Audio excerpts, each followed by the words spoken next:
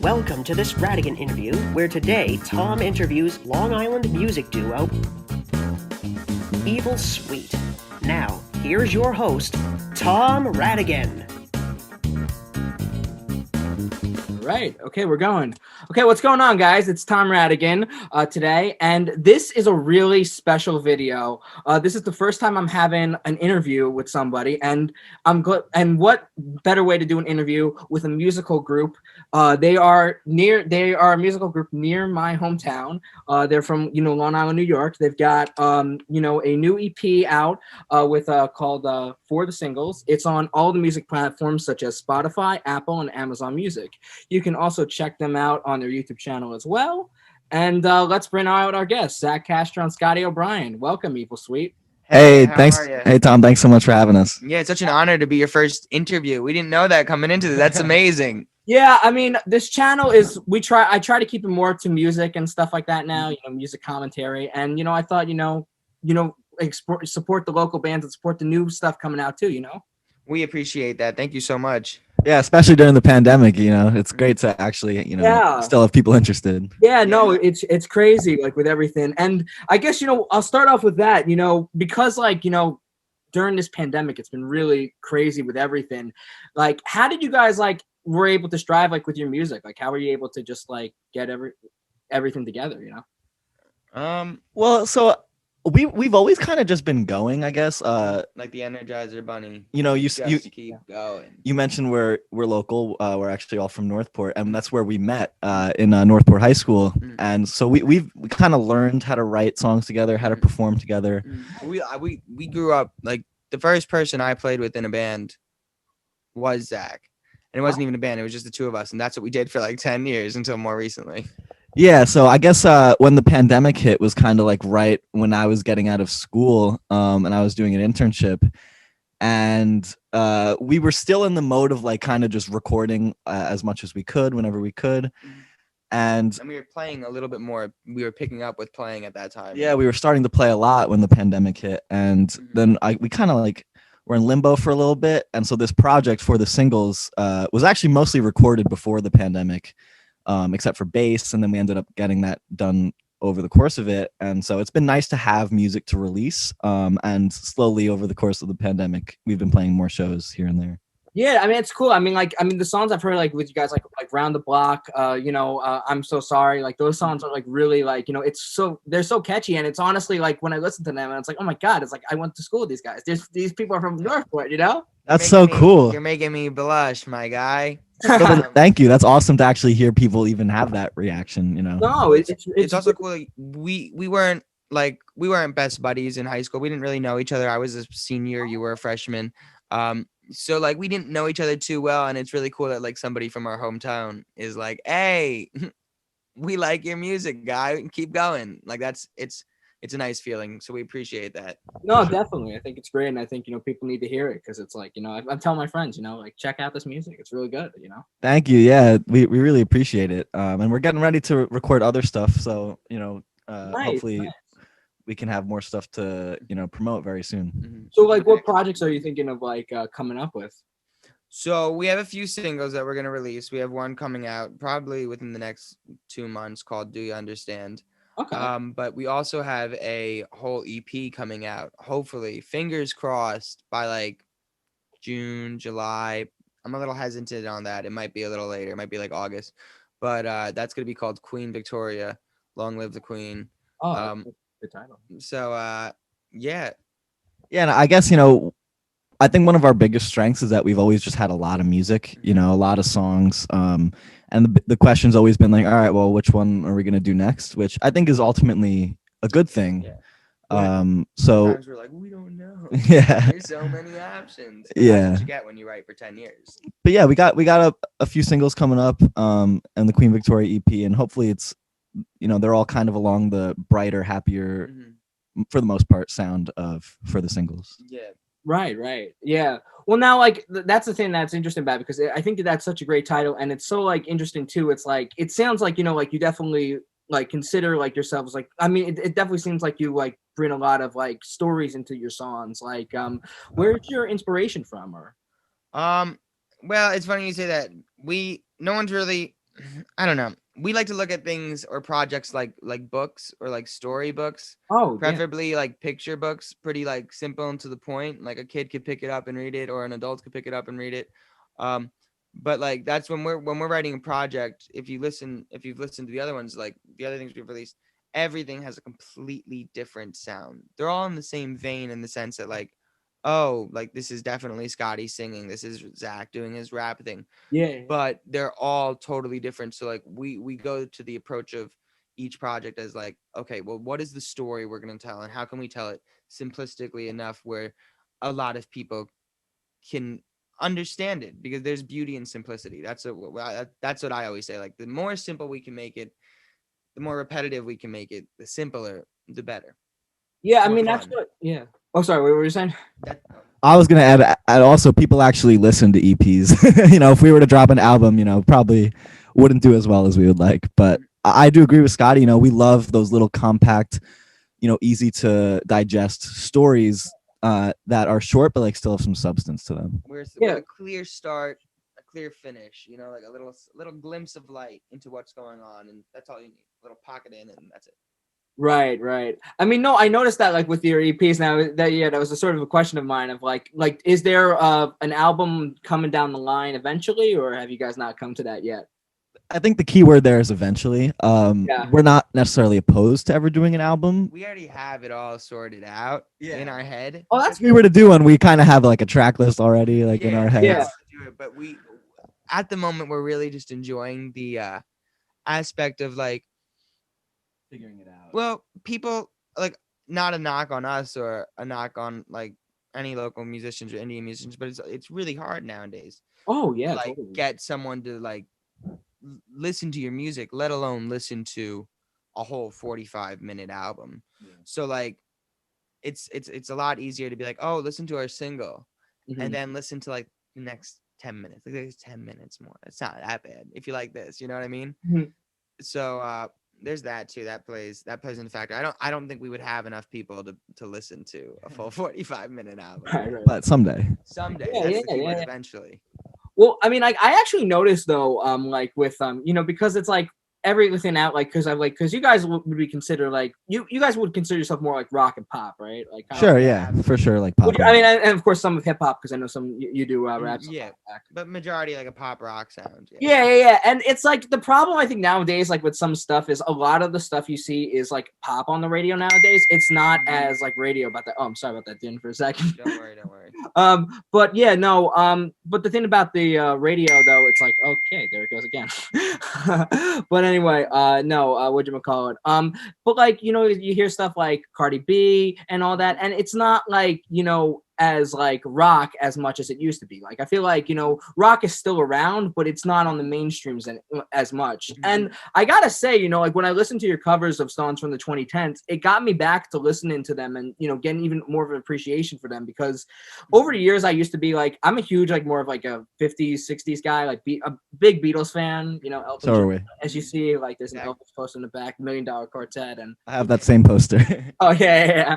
No, but yeah, and then it's like, even though I did love new music, like when I was in like like the stuff in 2010s and all that in middle school and high school, but I never like had a full appreciation. Then like a year ago I started listening a little bit more, but it's like I think the problem too is like that, like with stuff nowadays, it's like it's so commercial, and sometimes like with all the social media stuff, the controversy is getting more public with some of these artists now, I think. That's true. Oh yeah.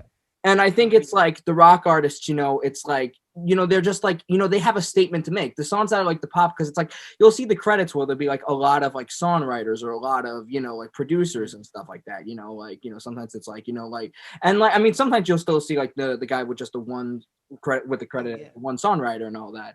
But I think it's like, it seems like, like from what I would say, and I'm not just saying this, but like when I hear your music, it sounds authentic. It sounds very sophisticated, and it's very, I mean, I could tell that you guys are into like doing like storybook stuff, and like it's definitely bringing literature into stuff. And as a writer, I always try to find ways to capture that too, in some ways. Oh Yeah, thank you. Yeah, I think something we've always like I said, we learned kind of how to write together. So, a lot of the process is kind of second nature to us in certain ways. But I think one thing that is always second nature, but that we always make sure we focus on is like the shape of it, like whether it's just one song or whether it's 3 or 4 songs, there's always a shape, from the first song to the last song. And yeah, no, it seems like that. Like with some of the stuff I've listened to, like like For the Singles, for instance, or like what's it, Suites in D minor? Yeah, like it really has like a full like kind of like concept. And I think like, what you guys are doing, it's smart of starting out with an EP, and then like because then it does get you to transfer into a full album. It gives you more of like to people. Like I mean, you already seem like you have like a lot of like stuff out already. Like is it like 4 EPs already out? Or? Yeah. There's 3, I think 3. three. There's one secret one that's out that like is like out as the upside. Yeah, before we were Evil Sweet was technically our first EP actually. And at that point it was still just me and Scotty. And we were called The Upside. So if anyone wants to dig that up, it's still on Spotify. But wow. That movie came out and we were afraid we were gonna get a cease and assist. So we were like, let's not. Oh, there's another band named Upside, or no, a movie with Bryan Cranston and I think Kevin Hart. I'm not sure though. Yeah. Okay. But actually I think there also is another like punk band called The Upside or something. Yeah. I mean, sometimes you can get away with it, I think, but it's cool to have like, I mean, like, no, because it's cool to have like a name that's just generic and like, like, I think too, it's like you'll see some bands trying now, even though like, like loving the 60s and 70s and stuff like that, it's always hard to find like the right name to go to stuff. And like, we struggled for like 8 years. Yeah. Like the Wanderers, the Cracks. Yeah. Like our friends called us the Ass Cracks, so we were like, we can't do that. Yeah, pretty much since we met each other, we vibed with music, and we were always trying to figure out what exactly is our band name. Yeah, to call ourselves. At times it was Zach and Scott. Ass Cracks, you would get a whole different audience. Yeah, for sure. Yeah. And eventually, years down the line, we ended up kind of settling with Evil Sweet, which kind of feels more like us. Because I think up until this point, every name that we picked was just something we thought sounded cool, like the Cracks, or the Upside.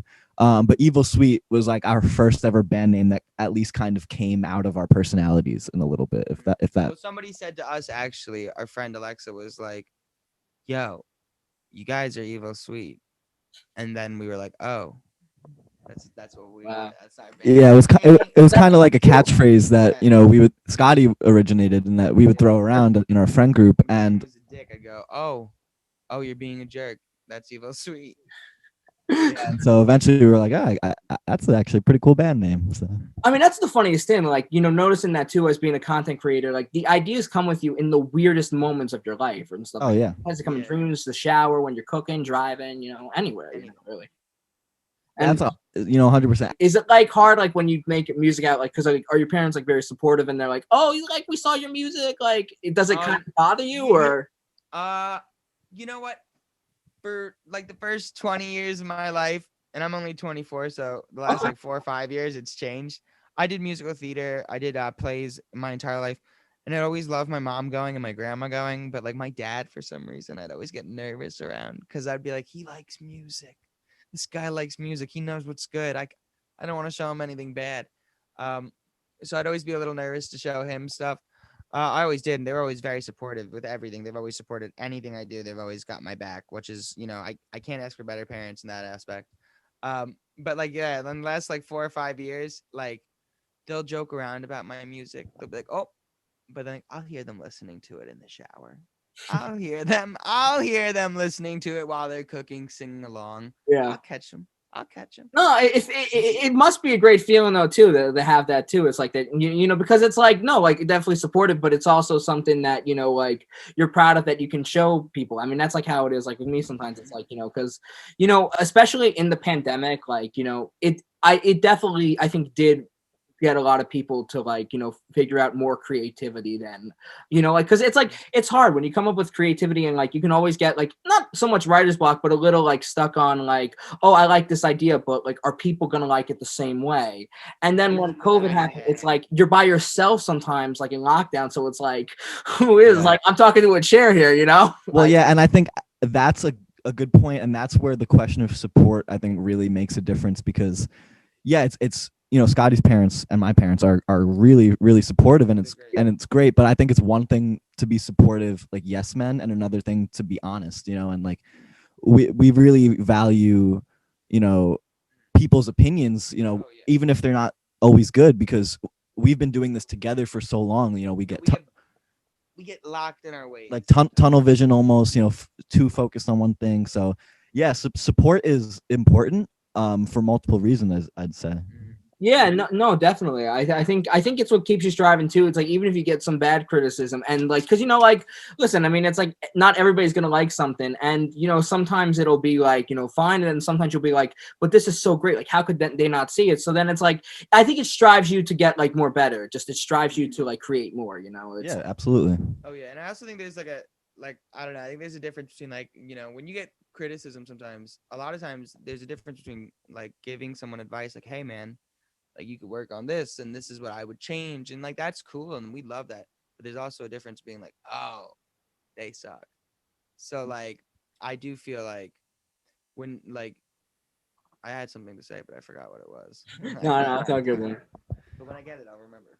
Yeah, I mean, I think to go off what he was saying, like support and criticism plays a huge role in like you figuring out your own sound in a way, because even though we don't necessarily like to admit it, I think every musician is always kind of focused on like what everybody else is going to think, like if I write, and that's something I struggled with before I met Scotty, like I couldn't write lyrics because every lyric I wrote, I'm like, oh, that's stupid or that's corny, because I was thinking about it from, what would other people think? But, having a strong support system, I think can help, kind of decipher like what's actually good, what's not good, I remember what I was gonna say. Yeah. So if we have a few people that really diss us, that's good, man. Haters are good. That means you're doing it right. That means you're doing it right. What like is the thing that fits? What's the thing like you want to be known for as a musician? I mean, some musicians like Mariah Carey, or hell, even Elton John is like sometimes known as a diva and stuff like that. It depends on like. Yeah. We kind of want to like. I guess what we kind of want to be known as is we could have been your first grade or second grade teachers. Yeah. That's what we want to be known as, is like, we're just dudes that like got lucky. We're best friends for years, like best friends. And like we could have been your teacher. So I'm right now, I'm a teacher's assistant. I'm getting my master's to become a teacher, but oh, that's awesome. So yeah. So like, we don't want a bad vibe. We don't like there's a lot of rockers that go out and do crazy stuff and like are known as dudes. Right. That, like at the end of the day, if this music doesn't work, I want to be a teacher. So like, we don't want to be known as divas. We don't want to be known as jerks. But that also doesn't mean we're not competitive. Like when we're playing a show with other bands, maybe it sounds bad, but we're always like, we want to be the best. We want to be the best band tonight that plays. We know we're the best. No, it's like, I think you can tell with certain rock bands too that it's like, from a lot I know, it's like of the rock bands too, it's like a lot of them like, who are like, have like the lyrics of like the Roots and stuff like that of coming through like the stories and all that. Like a lot of them seem very humble, like when they talk, and sometimes like you might not know that, like, and when you meet, like, because you wonder, it's like, when you meet them, are they gonna like, it's like they say never meet your heroes and stuff like that, you wonder how they'll be. You see them in interviews, but you never know. But it's like when you see them in interviews, like saying like what they're, how they did their music, how they strived, and how they like, worked more, it's like they seem like, really good people that, didn't let fame go to their head, Mm-hmm. Oh yeah. Oh, absolutely. That's what I mean. We want to be known as the nicest guys. Yeah, we no. want to be known as the boys. The band and us are the boys. I think that's good. Okay, so now I think I noticed in your group that like from the YouTube videos I saw of now, so it's like you guys have like kind of like a backing band like sometimes. Yeah, well, so our, for the most part, like I said, since we met, it's kind of been me and Scotty. Right. But pretty recently we've grown a little bit. We've kind of leveled up. We've gotten a drummer and a bassist. And our bass player is another great friend, Chris Perrette. I've known him, beast on the bass. I've known that guy since 5th grade. Nice. And our drummer, Ryan Birkbeck, he's also great on the drums. He's the drummer for another big Long Island band, Oogie Wawa. Oh wow, cool. Yeah, so they're definitely newer additions to Evil Sweet, but they're still part of the gang, Part of the team. So now it's like, do you guys like consider yourself, because it's like, is it almost like kind of like, like a Steely Dan type of thing, or more of like a Hall and Oates, like because like with Steely Dan, it's like, it was like a band, but it was mainly like, Donald Fagen and like Walter Becker or something like that. I think I'm getting his name right. We look at it like Liam and Noel Gallagher. Okay, yeah. I've seen that on your Instagram. So you see yourselves as like the Gallagher brothers, like try to go through that kind of style. We're definitely huge Oasis fans. I mean, I can tell. I mean, like I know I've heard your cover of Wonderwall, but even some of the other songs you've done, I'll be completely transparent. I think Liam Gallagher is the ultimate rock star of our generation, and if I'm half the amount of cool as that guy, I'm chilling with sunglasses on. Well, hey, man. Always in the world. That's up to you there. Yeah, hell yeah. No, that's great. And let's talk a little bit about the performance you did at like Suffolk Studio. Was that is that your recording studio where you go, or was that like a gig? Well, that was actually our first time there. And it was part of Great opportunity. Yeah, it was part of a series of artist showcases that Planet of Sound Promotions was collaborating with the studio. And yeah, it was kind of like a in-depth live stream ticketed concert, and so we've kind of been cutting up and uploading the songs from that to YouTube. But no, we actually haven't recorded there before. Right. Okay. Wow, that's interesting. And but great vibes in the studio. And we have great recordings from that night of like just the audio that we might release soon as like live takes. But because we believe in there's always be releasing, always have something out to promote, always have something to look forward to next. Don't ever let your audience or yourself get too stagnant. No, that's good. It's good. Because if you do, like, I'm the type of person where if we don't do something, like this is where the pandemic got dangerous, is like if we don't do anything, we don't do anything. We're bored. Yeah. And then it's so easy to be like, okay, well, we're not doing anything anyway, so let's just hang out and do nothing, and maybe we'll figure something out next time. And you never want to get in that cycle. Yeah. No, it happens where it's like, and the pandemic was easy to get that in, because it's like you feel like you can, like sometimes like, you're on a roll and then all of a sudden this like whole like, like the world like stands still and, it's like you don't know what to do. And it's just like, but then like, no, I mean, I think like, from what, so now I think I want to ask now too is like, where do you guys record usually your music? Is it at your house or? So we recorded up at Potsdam where we went to school. Oh, okay. Cool. Yeah, and we recorded there at Mad Stop Studios. It's a student-run it's recording studio, and it's through Crane. And it's a fantastic experience. If you go to Potsdam, I would highly recommend working with Mad Stop and all the students that work there. But so you were both at Potsdam? Yeah, and actually all of our releases so far were recorded there. But I guess now we're kind of at the point that we're looking around and trying to get into a more professional studio for our next recordings. We have our first like professional recording next Saturday on the 10th. So that's going to be exciting. So we have new stuff already in the works. That's awesome. I mean, like, well, now it's like, I mean, it's cool to still like use it like the stuff with the college because they like even like with the radio station there, like they were able to like kind of put some of your songs on the air. Oh yeah, with a radio show. Our friend Cameron helped us out a lot there. Oh, cool. We love Stony Brook radio station. We have friends that put us on there. Right, it's up there. I know a few people who work there. Yeah, we were actually recently on a Rising Stars radio with Rick Eberl. I think that's in Nassau. It was a great opportunity too. So yeah, a couple cool radio spots. Yeah, every opportunity is an opportunity, and we'll never say no to an opportunity. So now, like, I noticed too on like the because I listen to all my music from Amazon Music, and I noticed that like on the bottom, like there's like certain record labels. Now, is that like your own record labels, or is that from other like? Because it seems like there was a few different labels. Yeah, I think it might say like Midnight Records there or something. Yeah, that's actually through DistroKid. That's like the distribution service we use. We got to name it ourselves. Yeah.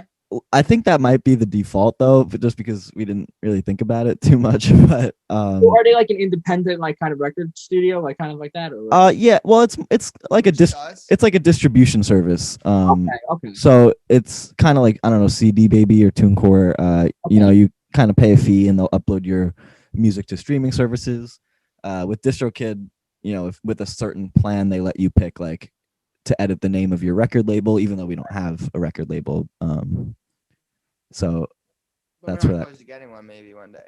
Sure. No, yeah, definitely. I think with the songs you have, of course there'll be, yeah, definitely. Thank you, man. We Thank you, appreciate thank you. that. We appreciate the It's about support. time, yeah. No, I'm honest. I mean, it's just like like when I listen to it, it's just like I said again, I'm like, and I'm not just saying this. It's like wow, like I knew these guys. These guys are from Northport. It's like it's interesting, Yeah, I mean it's so cool to meet someone that has that reaction. I think that's really a first for us. Yeah, it really is a first for us because a lot of people from Northport that we know that like our music are really just our families. Like Yeah. we don't really like we have friends that listen to it, but like they're our friends. So when we have somebody who's like we don't know that well, like we're just meeting today, like it really it means a lot. It's Yeah, something Yeah, we'll for remember. sure. For sure. Like for instance, like we'll remember this in 10 years, even if Evil Sweet goes nowhere, I'll be like, there was that guy Tom who was from Northport who was like, Yeah. they got it. Well, that's They like know you with what's you up. guys. It's like thank you for giving me the chance to interview on like my little YouTube channel. No, Dude, you probably have more subscribers than our YouTube channel. Yeah, bro, I mean, I've been around for about 5 years. I've had like 86. I'm trying to get. I'm close to 100, but who knows when that'll happen. my question for you though, Okay. and this is a trick one. Go So ahead. Beatles or Rolling Stones and why? Oh, Beatles definitely, because I'll tell you why is they're like of course shorter years. Rolling Stone has like over the years. I mean, of course that's a generic answer, but yeah, that's one of it. But the problem too, I think like with the Rolling Stones, as much as I love their music, I think the problem is like the Beatles.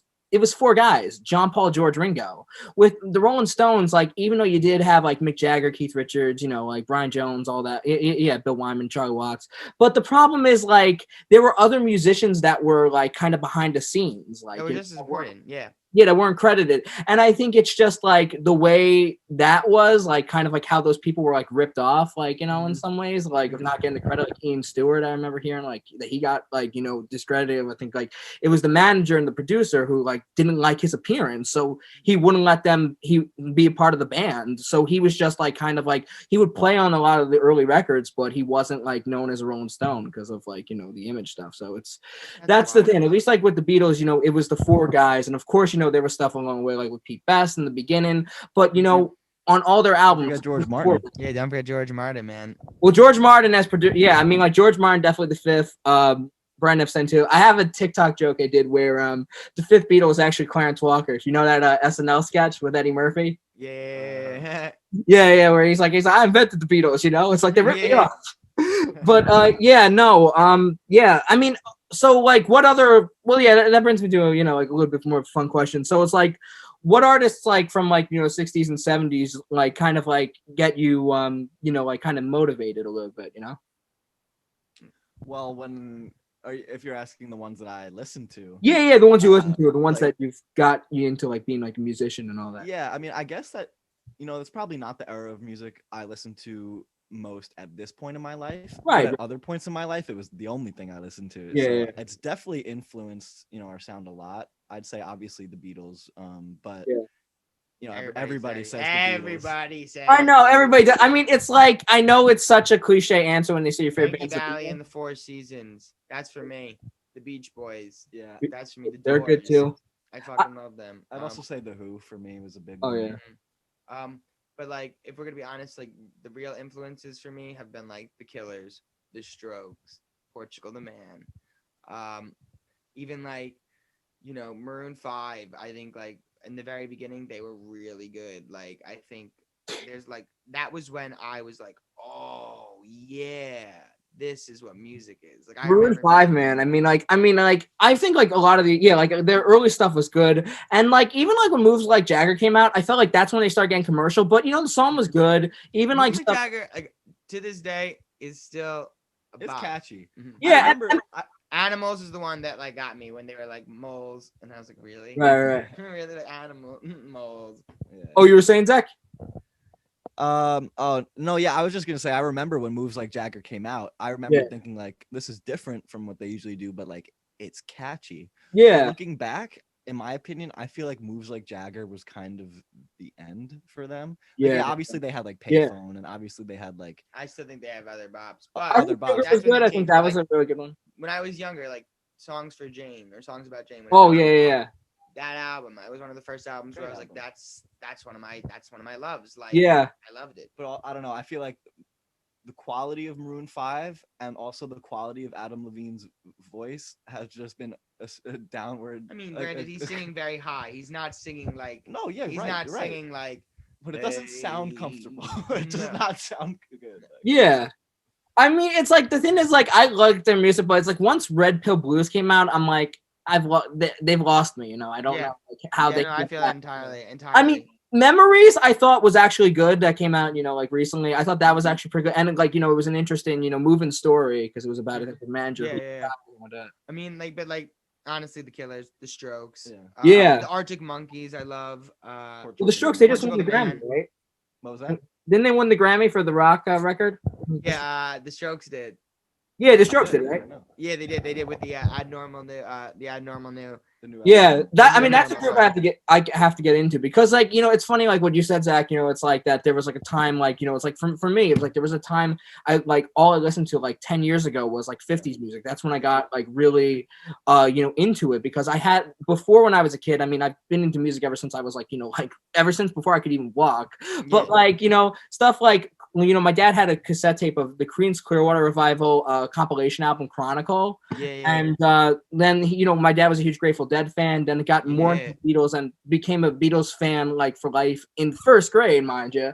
And also then like, but like when I was in sixth grade, then I was starting to get to the you know the other parts of like the 50s music. You know from seeing the Buddy Holly story, and I'm like, wow, there's like a whole other music out there, and it's like, you know, it's like wow, you know, this is you know music's life, and you know it's just like it made me feel like you know rock and roll is you know something, and it's just because it's a moving story, I think, and I think it's just like I think the thing about like with music too is like when you see like you know like books and stuff like that and all that, and like you know people reading and like I think like music is like a same sort of like kind of literature in a sense too, you know, that it's like it's got like you know when people talk about you know like in English classes they'll probably refer to a poem or a book, you know, and they don't refer to like a lot of songs that much because I think it's too modern, and you know I probably like you know a lot of people listen to it and all that, and they try to share like more obscure stuff.